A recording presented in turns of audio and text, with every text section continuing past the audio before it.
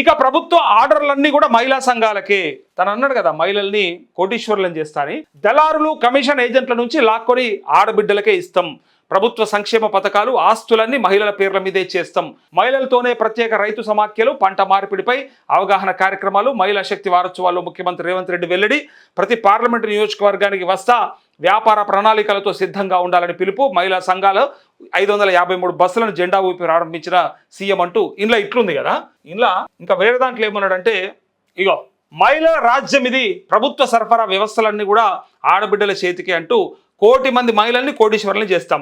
ఎందుక ఇది అనవసరంగా ఈ మాట అంటే కేటీఆర్ అన్నాడు, పైగా బీఆర్ఎస్ వాళ్ళు ఏమంటారు అంటే కొంతమంది ప్రజలు కూడా అంటారు, అందుకోసం అడగాల్సి వస్తుంది. 1 కోటి మంది మహిళలు అంటే 1 కోటి ఇంటూ 1 కోటి, 1 కోటి కోట్లకు ఎన్ని సున్నాలు ఉంటాయో చెప్పమని రేవంత్ రెడ్డి గట్టి. ఆ చేసుడు తర్వాత చేసుడు గంగలవని, ఆ చేస్తాడా చేయడా అంత అయ్యేది కాదు పీకేది కాదని అంటూ 1 కోటి ఇంటూ 1 కోటి అంటే 1 కోటి పక్కన ఒక్కటి పక్కన ఎన్ని సున్నాలు పెట్టచ్చో ఒక్కసారి ఆయన చెప్తే సరిపోతుంది, ఇక అంతకంటే పేరే ఏం అవసరం లేదని చెప్పాడు. చేసుడు తర్వాత సంగతి, మొదలు ఆ 1 కోటికి 1 కోటి చేస్తే చాలు, నెంబర్లు చెప్తే చాలు అని చెప్పి అన్నారు. సో ఈయన అంటూ ఇంకో మాట ఏమన్నాడంటే, ఇగో నిన్న తను అన్నటువంటి మాట ఏంటంటే, అవసరమైతే తొక్కుర్రి అన్నాడు అన్నట్టు. మీరు చూసిరో లేదు, ఇక మహిళల దెబ్బకు ఫామ్ హౌస్కే కేసీఆర్ పరిమితం అంటూ ఎక్కడికి వెళ్ళి ఇక మహిళా ఓటర్లను పట్టుకున్నాడయ్యా.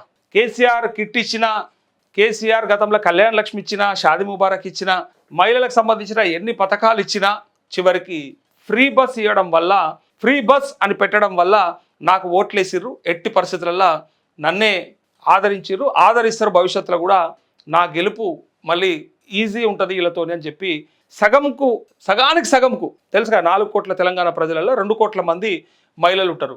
ఈయన ఆలోచన ఏంటంటే 2 కోట్ల మందిలో 1.5 కోటి మందిన నాకు ఓట్లేయరా అని డిసైడ్ అయిపోయాడు. అందుకే నేను ఇంతకుముందు కూడా చెప్పిన రేవంత్ రెడ్డి చేసేటువంటి ఇంకొక పని, వృద్ధాప్య పింఛన్ని 2000 + 2000 చేయడం, మహిళలకు కొంతమందికి పింఛన్ ఇవ్వడం.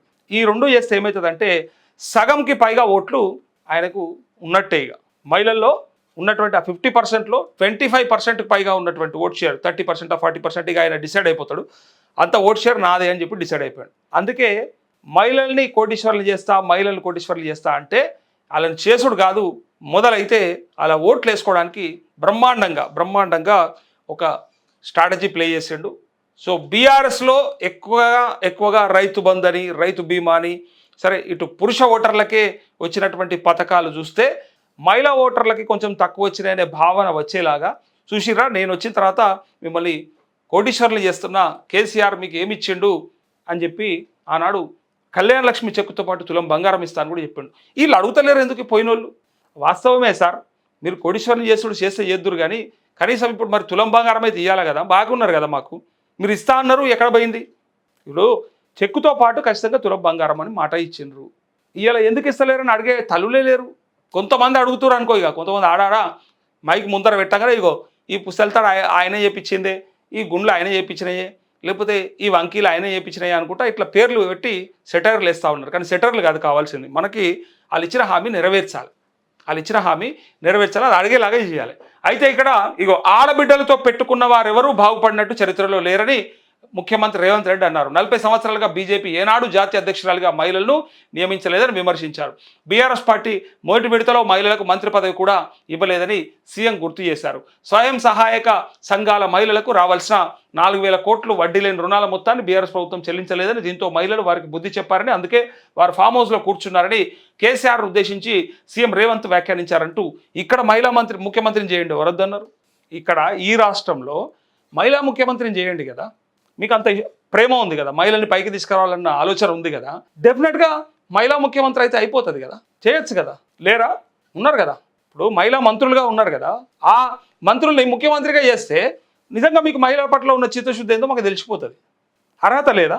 ఎమ్మెల్యేలుగా గెలిచిరు, మంత్రులుగా ఉన్నారు, ఇలా మీరే చెప్తున్నారు చట్టసభలో ఖచ్చితంగా 50% రిజర్వేషన్ని అమలు చేయాల్సిందే, ఎట్టి పరిస్థితుల్లో వాళ్ళకి ప్రాతినిధ్యం కల్పించాల్సిందే అని చెప్పినప్పుడు మరి మహిళనే ముఖ్యమంత్రి చేస్తే అయిపోతుంది కదా. ఇప్పుడు ఇక కొంతమంది రిటర్న్గా కూడా కామెంట్ చేస్తారు, అసలు పురుష ముఖ్యమంత్రి ఉన్నాడా మనకు రాష్ట్రానికి అని ఎవరైనా కామెంట్ చేస్తే మళ్ళీ నేనేం చేయలేను మళ్ళీ. సో గతంలో కదా కేసీఆర్ స్టోరీ మీ అందరికీ యాదికి ఉండాలి. కేసీఆర్ దగ్గరికి పోయి నాయన నన్నూరు నర్సిరెడ్డి అసలు వాళ్ళు చెప్పారు కదా జోకులు, నాయన మన క్యాబినెట్లో మన ప్రభుత్వంలో ఒక్క మహిళా మంత్రి కూడా లేదట, అందరు అంటున్నారు నాయన, మరి అది తప్పు కదా నాయన, మరి మహిళా మంత్రిగా ఒక్కళ్ళన్నా పెట్టుకుంటే బాగుంటుంది, ఇట్లా చేస్తే ఎట్లా నాయన అంటే, అసలు మొగోడోడు ఉన్నాడే మన దాంట్లో అంత ఆడోలే కదా అని అన్నాడు.